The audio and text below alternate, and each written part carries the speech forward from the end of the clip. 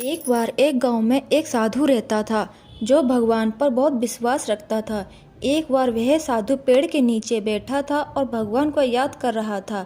तो अचानक वहां बाढ़ आ गई और चारों तरफ पानी ही पानी हो गया। सब लोग अपने आप को बचाने के लिए ऊपर पहाड़ की तरफ भागने लगे। उनमें से एक आदमी ने देखा कि इस हालत में भी साधु जी भगवान की तपस्या कर रहे हैं। वह सोचा कि ये अपने आप को बचाने के लिए कहीं जा क्यों नहीं रहे।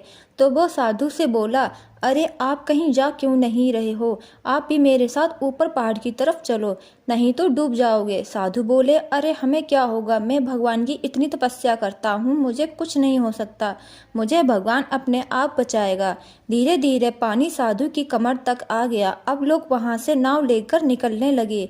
तो उनमें से एक साधु ने कहा, अरे पानी आपके कमर तक आ गया है, आप हमारे साथ चलो। तो साधु ने कहा कि नहीं नहीं, भगवान मुझे अपने आप बचाएगा।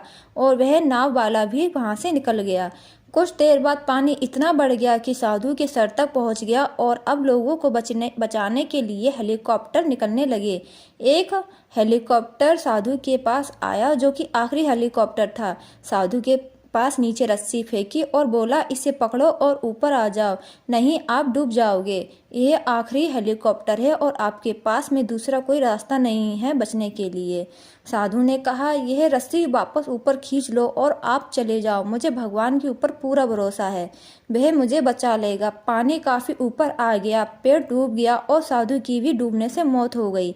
मरने के बाद साधु भगवान के पास गया और बोला, हे भगवान, मैंने पूरी जिंदगी आपकी तपस्या की, मेरा सारा जीवन आपकी आराधना करने में लगा दिया, फिर भी इतने भरोसे के साथ इंतजार किया कि तुम मुझे बचाने के लिए आओगे, लेकिन वहां मेरी डूबकर मौत हो गई और तुम नहीं आए, ऐसा क्यों?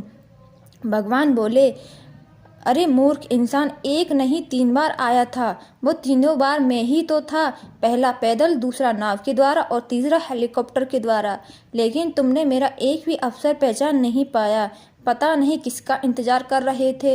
इस तरह से जिंदगी में हमें ऊपर वाला बहुत से मौके देता रहता है, लेकिन हम सब उस मौके को ठुकराकर पता नहीं किस चीज़ का इंतजार कर रहे होते हैं कि वो होगा तभी मैं करूँगा। इस बात पर अड़े रहने से एक वक्त के बाद वो मौका हाथ से निकल जाता है और हम कुछ नहीं कर पाते हैं।